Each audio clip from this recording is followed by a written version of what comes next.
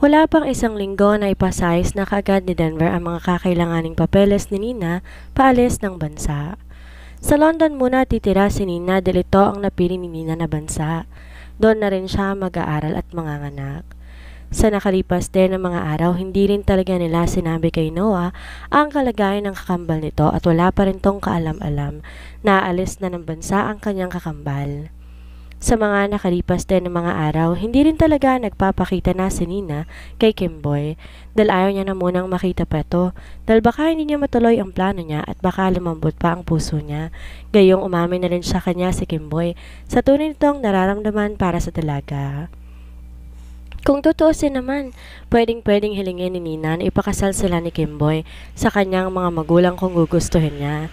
Pero mas pinili na lamang muna niyang lumayo at di muna sabihin kay Kimboy ang pagbubuntis niya.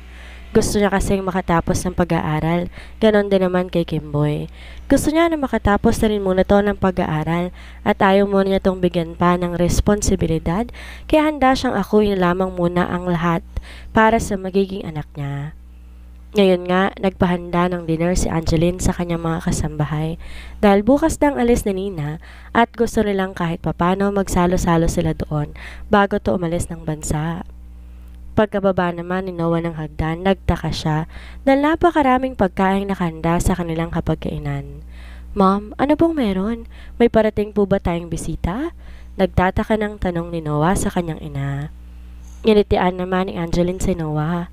Wala naman anak. Gusto ko lamang na magsalo-salo tayo ngayon, sagot ni Angeline. Kahit nagtataka, dahan-dahan na lamang tumango si Noah sa kanyang ina. Sige na anak, maupo ka na dyan. Dagdag pa ni Angeline, saka siya umalis upang kunin pa ang iba pang pinaluto niyang masasarap na mga putahe ng ulam. Di naman nagtagal, bumaba na rin si Denver, Nina at Dimitri. Wow, ang dami naman pong foods, mommy. Ano pong meron? Daldal ni Dimitri sa kanyang ina. Wala naman anak. Sige na, maupo na kayo dyan para makakain na tayo. Nakangiti pang sagot ni Angeline, saka sila naupo na. Magana naman silang kumakain. Ngayon, ang kanilang dinner hanggang sa matapos sila. Di naman maalis kay Noah ang agam-agam dahil parang may kaiba ngayon sa kanyang pamilya na hindi niya rin naman mawari kung ano. Baka pwede yun ang sabihin kung anong nangyayari ngayon. Di na makatiis na sabi ni Noah sa mga kasama niya. Nagkatayo na naman si Angeline at Denver at sabay pa silang napatingin kay Nina.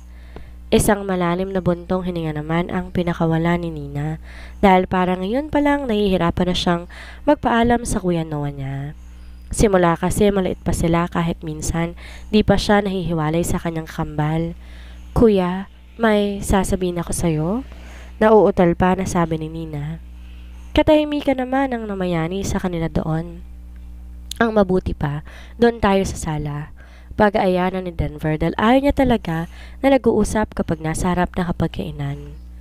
Nauna na siyang tumayo at saka naman sumunod na ang lahat ng miyembro ng pamilya niya. Kanya-kanya silang upo at naupo naman si Nina sa katabi ng kuya Noah niya. What is it? Tanong na ni Noah. Kay Nina dahil kanina pa siya naiinip sa kung anong sasabihin ng kanyang kakambal. Kuya, aalis na kasi ako. Sa ibang bansa na ako mag-aaral? Sabi ni Nina na talaga namang kinagulat ni Noah. What? Bakit sa ibang bansa pa? Bakit di na lang dito at dahil narito kaming pamilya mo? Tsaka bakit padalos-dalos ka ata ng desisyon? Di mo man lang to nasabi sa akin. Gulat na sagot ni Noah at napapataas din ang tono ng boses niya. Your voice, Noah. Saway ni Denver kay Noah. Sorry, Dad. Hinging paumanhin naman ni Noah sa kanyang ama, tsaka niya binalingan muli ang kanyang kakambal. Bakit sa ibang bansa ka pa mag-aaral? Pwede namang dito ka na lang, 'di ba? Muli ay tanong ni Noah kay Nina. Kaya gusto ko kasing masubukan na mag-aral sa ibang bansa. Isa pa, mas maganda na doon muna ako para makapag-focus ako sa pag-aaral. Alam din natin na iba ang kalidad ng pag-aaral sa ibang bansa. Paliwanag pa ni Nina sa kanyang kapatid. Mataman namang tinitigan ni Noah ang kanyang kakambal. Sigurado ka na ba dyan sa desisyon mo yan? Wala kang kasama doon? Muling tanong ni Noah. Dahan-dahan naman at tumango si Nina. Oo kuya, sigurado na ako. At kakayanin ko kahit malayo ko sa inyo? Sagot ni Nina na pinipigilan ng maluha dahil para ngayon pa lang nalulungkot siya sa isipin na malalayo siya sa kanyang pamilya. Isang malalim na buntong hininga naman ang pinakawala ni Noah. Okay, kung yan na talaga ang desisyon mo at ayaw mo nang magpapigil, sige bahala ka. Basta mag-iingat ka palagi doon ha? Sumusukong sagot na ni Noah. Kailan palang alis mo? Tanong pa niya. Natigilan naman si Nina at muli tumingin sa kanyang mga magulang bago muling binalingan ng kuya niya. Bukas na kuya ang alis ko? Sagot ni Nina sa mahinang boses lamang. Nanlaki naman ang mata ni Noah. Ano? Wow ha? Mukhang talagang pinagplanuhan mo na talaga ang pag-alis na hindi man lang nagsasabi sa akin. Sagot ni Noah sa tonong nagtatampo pa ito. Sorry na kuya. Alam ko kasi na hindi ka papayag kaya hindi ko na muna sinabi sa iyong plano ko. Sagot ni Nina sa kanyang kuya. Ano pa nga bang magagawa ko? Kundi magpaalam na lamang sa'yo dahil nakahanda ka na pala talagang umalis. Sagot na lamang ni Noah pero sa kaloob-looban niya nagtatampo siya sa kanyang kakambal dahil hindi man lang nito nabanggit sa kanya ang plano nitong pag-alis. Sorry na kuya. Paglalambing na ni Nina kay Noah sa kanya ito niyakap. Ginantihan din naman ni Noah ng yakap si Nina sa kanya ito hinalikan sa noo. Mag-iingat ka doon ha? Mamimiss kita, sabi ni Noah. Oo kuya, mag-ingat ako doon. Mamimiss ko rin kayo dito? Sagot naman ni Nina. Sali naman ako dyan. Sabat na ni Dimitri, saka siya lumapit sa ate at kuya niya at nakiyakap na rin siya sa mga ito. Mamimiss kita ate, sabi pa nito. Naging maayos naman ang pag-uusap nila ng gabing yon at nagkwentuhan pa sila dahil sinusulit nila habang naroon pa si Nina.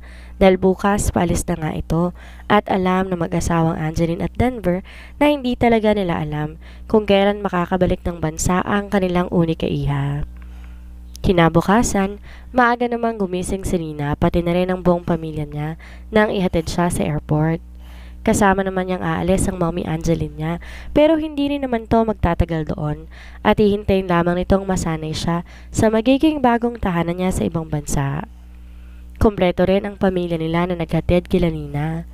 Halos ayaw na ngang bumitaw ni Nina sa kuya Noah habang si Dimitri nakayakap na rin kay Nina dahil malambing din talaga si Dimitri sa kanyang ate. Ate, mamimiss kita. Umiiyak na sabi ni Dimitri kay Nina habang nakayakap siya rito. Narito na kasi sila ngayon sa airport at maya-maya ng konti, kailangan nang pumasok ni Nina sa loob ng airport dahil may mga kailangan pa silang asikasuhin sa loob. Mamimiss din kita, Dimitri. Magbabait ka rito ha. Ayusin mo ang pag-aaral mo. Kay Kuya Noah ka na lamang muna magpatulong kapag may mga assignments kang hindi mo kaya ha? Sagot naman ni Nina, saka niya niyakap si Dimitri at di na nga niya napigilan pang maiyak dahil parang ang bigat sa loob niyang umalis pero kailangan niya tong gawin. Binalingan naman ni Nina ang kanyang kuya Noah na tahimik lamang habang nakatanaw sa bintana ng kanilang sasakyan. Kuya, mamimiss kita, umiiyak nang sabi ni Nina kay Noah. Napabuntong hininga naman si Noah at pigil niya ang sariling maiyak sa harapan ng kanyang kakambal. Pilit ang ngiti na humarap siya rito. Mamimiss din kita. Ingatan mo ang sarili mo doon ha, lalo na kapag umuwi na si mommy dito. Palagi kang tatawag sa amin ha? Sabi ni Noah, tsaka niya kinabig si Nina para yakapin to. Oo kuya, sagot na lamang ni Nina at gumanti na rin siya ng yakap sa kanyang kuya Noah. Tahimik namang nanonood ang mag-asawang Angeline at Denver sa kanilang mga anak. Kahit sila ayaw naman talaga sana nilang umalis si Nina, pero dahil ito ang gusto ng kanilang anak, pagbibigyan na lamang nila ito. Dalalam naman siguro nito ang kanyang ginagawa at naiintindihan din naman nila kasi ang sitwasyon nito ngayon. Di naman na nagtagal pa, kinailangan na rin pumasok ni Nina at Angeline sa loob. Isang mahigpit na yakap naman ang ibinigay ni Nina sa kanyang ama. Gusto kasi sana nitong sumama sa paghatid sa kanya, kaso marami tong trabaho ngayon at hindi pwedeng hindi niya gawin. Mag-iingat ka doon anak ha, huwag mong pababayaan ang sarili mo, sabi ni Denver kay Nina habang yakap-yakap niya ito. Opo dad, thank you po and sorry, umiiyak na sagot ni Nina sa ama habang nakayakap siya rito. Shhh! Stop saying sorry, okay? Naiintindihan kita, anak. Basta huwag mong pababayaan ang sarili mo doon, ha? Kapag may free time ako, dadalawin kita doon, ha? Sagot naman ni Denver. Tanging pagtango na lamang ang naging sagot ni Nina sa kanyang ama. Di na rin nagtagal at tuluyan na ngang pumasok sila Nina at Angeline sa loob ng airport. Nilingon pang muli ni Nina ang kanyang ama at mga kapatid, saka siya kumaway dito bago tuluyang pumasok sa loob. Pansin naman ni Angeline ang pagiging tahimik ni Nina, kaya naman hinawakan na niya ang kamay nito. Ayos ka lang ba? Tanong na ni Angeline kay Nina. Yes, mom. Ayos lang po ako. Huwag niyo na po akong alalahanin. Sagot naman ni Nina. Napabuntong hininga na lamang si Angeline at tinayaan na lamang din niya si Nina dahil alam naman niya na malungkot ito sa pag-alis ito ng bansa. Hanggang sa makasakay sa eroplano, nanatiling tahimik pa rin si Nina. Sakto naman sa may bintana ang pwesto niya, kaya malaya siyang nakatanaw sa labas nito hanggang tuluyan na ngang umalis ang eroplanong sinasakay nila. Magbabalik ako. At sa pagbabalik ko, sana mahal mo pa rin ako, Kimboy. Sana mahintay mo pa rin ako. Patawad kung kailangan kong gawin to. Hindi lang naman to para sa akin, para din naman to sa'yo. Naiusal ni Nina sa kanyang isipan kasabay ng pagpatak ng kanyang luha. Gustuhin man niya sanang makita sa huling pagkakataon si Kimboy upang magpaalam. Bago siya umalis, ay hindi na lamang niya ginawa dahil baka magbago pang isip niya kapag nakita at nakausap niya ang binata. Kinabukasan, malungkot at mag-isa nang pumasok sa eskwelahan si Noah.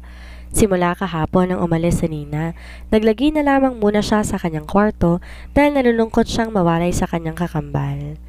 Ngayon lamang kasi sila naghiwalay na dalawa at hindi pa niya alam kung kailan ang balik ng kanyang kakambal dito sa bansa. Bro, tara muna sa tambayan, maaga pa naman. Aya ni Simon kay Noah nang makita niya ito. Wala namang imik na sumama si Noah sa kanyang kaibigan at naabutan nila doon sila Kimboy at Timothy. Bro, ang tahimik mo yata, may problema ba? Nagtataka ng tanong ni Timothy kay Noah dahil sa pananahimik nito at panay pa ang buntong hininga. Wala to, wag niyo na lang kong pansinin. Pilit ang iting sagot ni Noah sa kaibigan niya. Nagkatingin na naman sina Kimboy, Timothy at Simon sa pananahimik ni Noah dahil hindi sila sanay na ganito ang kanilang kaibigan. Bro, kung may problema ka pwede mong sabihin sa amin ha, baka may maitulong kami sa'yo, sabi ni Kimboy kay Noah. Magsasalita na sana si Noah nang bigla namang dumating si Charmaine na hapong-hapo at parang galing pa ito sa pagtakbo. Noah, nasan si Nina? Totoo bang nalaman ko na nag-transfer na siya ng school? Hinahapo pa ang tanong ni Charmaine kay Noah. Napakunot ng noo si Kimboy dahil sa sinabi ni Charmaine, kaya napatingin din siya kay Noah at naghihintay din ang sagot nito. Isang malalim na buntong hininga naman ang pinakawala ni Noah, tsaka siya dahan-dahang tumango sa kaibigan ng kapatid. Habang si Kimboy naman, naghihintay pa rin na magsalita si Noah dahil gusto niyang marinig mula rito mismo kung nasaan si Nina. Oo, umalis na si Nina kahapon pa. Tipid na sagot ni Noah sa kaibigan ni Nina na si Charmaine. Di naman sila lahat makapaniwala sa sinabi ni Noah. Pero bakit? Naguguluhang tanong ni Charmaine. Samantalang si Kimboy naman parang naistatwa sa kanyang kinatatayuan at di nakagalaw ni kahit magsalita, hindi nito magawa. Lalo nang marinig niya ang kasunod na sinabi ni Noah. Gusto raw niyang mag-aral sa ibang bansa. Kahit ako nagulat sa biglaan niyang pag-alis. Nitong isang araw ko lang din nalaman na aalis na siya at kahapon nga hinatid namin sila. Malungkot na sagot ni Noah. What? Ibang bansa? Kanda o talpang tanong ni Kimboy. Tumango-tango naman si Noah sa kaibigan niya. Yes, ibang bansa. Nasa ibang bansa na si Nina at hindi ko alam kung kailan ang balik niya rito. Kaya kanina pa ako lang imik dahil iniisip kong kakambal ko. Ngayon lang kami nagkawalay na dalawa at di ako sanay na wala siya. Malungkot pa na sagot ni Noah sa kaibigan. Napaupo naman bigla si Kimboy. Parang biglang nanghina ang mga tuhod niya dahil sa sinabi ni Noah. Dahil kung gayon, tuluyan na pala siyang nilayuan ng taong mahal niya. Kahit umamin naman na siya rito sa totoong nararamdaman niya para sa dalaga. Walang salitang umalis na lamang si Charmaine habang umiiyak sa biglaang pag-iwan sa kanya ng kanyang kaibigan. Hindi na kasi nakapagpaalam pa si Nina sa kanyang kaibigan dahil matapos itong malaman na buntis siya, naging matamlay na ito at di na pumapasok sa eskwelahan. Bro, totoo ba yung sinasabi mo? Ba't biglaan naman yata ang pag-alis ni Nina? Osyoso na ni Simon kay Noah dahil kahit sila'y gulat sa biglaang pag-alis ng bansa ni Nina. Dahil kahit papano, naging kaibigan na rin naman nila ang dalaga. Oo, kahit naman ako nagulat din ang malaman ko. Sinubukan ko rin siyang pigilan pero hindi talaga siya papapigil at isa pa. Sabi niya mas okay na raw na doon lamang siya magtatapos ng kanyang pag-aaral. Sagot naman ni Noah. Pinipigilan naman ni Kimboy ang maluha dahil sa mga nalaman niya. Bigla niyang naisip na kung biglang umalis ng bansa si Nina matapos na may mangyari sa kanila, ibig sabihin wala talaga siyang puwang sa puso ng dalaga dahil nagawa siya nitong iwan at di man lang siya kinausap bago ito umalis ng bansa. Di naman nagtagal, pumasok sila sa kanilang klase pero buong oras ata ni Kimboy hindi siya makapag-focus sa pag-aaral dahil okupado ni Nina ang kanyang isipan sa ginawa nitong desisyon. Hanggang makauwi si Kimboy, sobrang lungkot pa rin niya sa mga nalaman niya kanina. Parang tamad na tamad siyang kumilos, parang ayaw munang makipag-usap sa kahit kanino. Ni hindi na nga muna niya pinansay ng mga kaibigan niya bago siya umalis sa kanilang eskwelahan.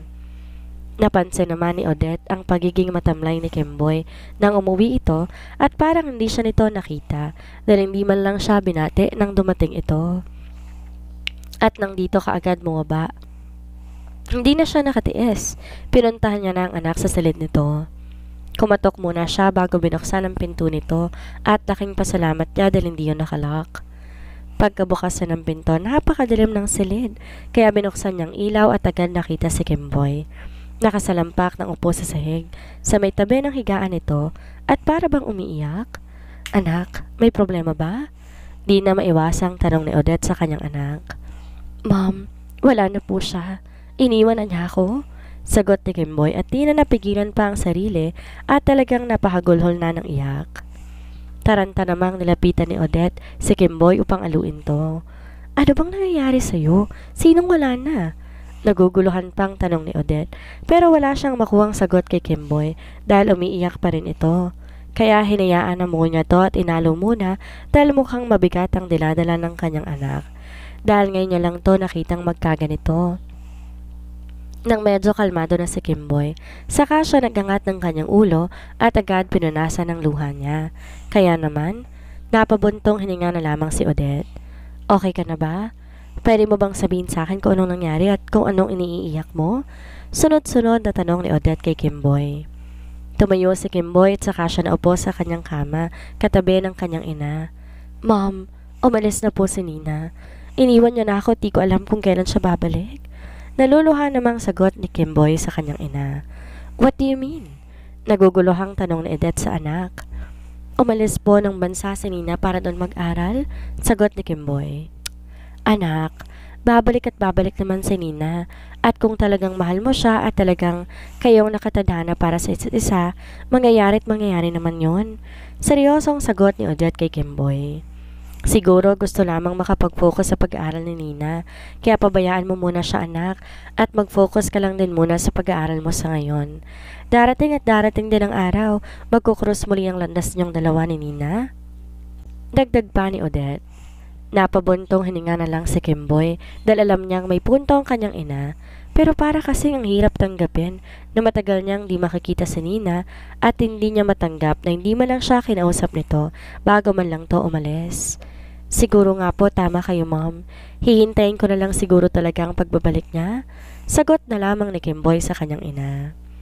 Gusto pa sana niyang ikwento sa kanyang ina ang nangyari sa kanila ni Nina kaya siya nagkakaganon.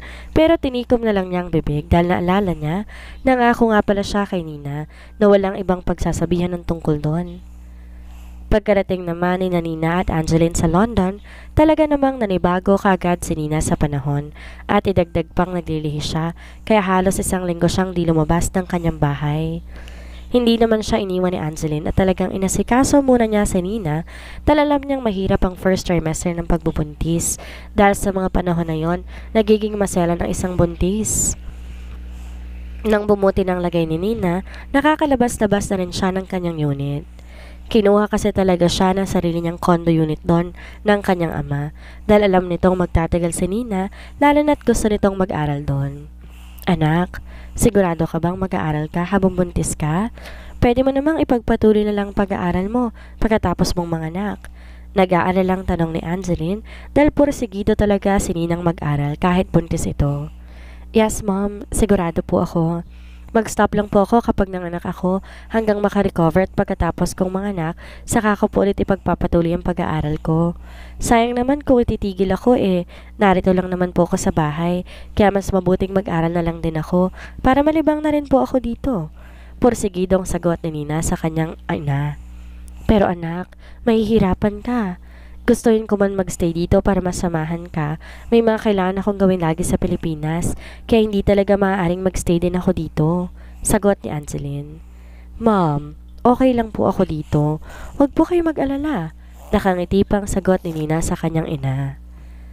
Isang malalim na buntong hininga ang pinakawala ni Angeline. Sige, kung yan talaga ang gusto mo, pero magpapadala ako na maaari mong kasama dito ha. Pagbalik ko ng bansa, maghahanap ako ng mapagkakatiwalaang tao para maging kasama mo rito. Sumusukong sagot ni Angeline sa anak.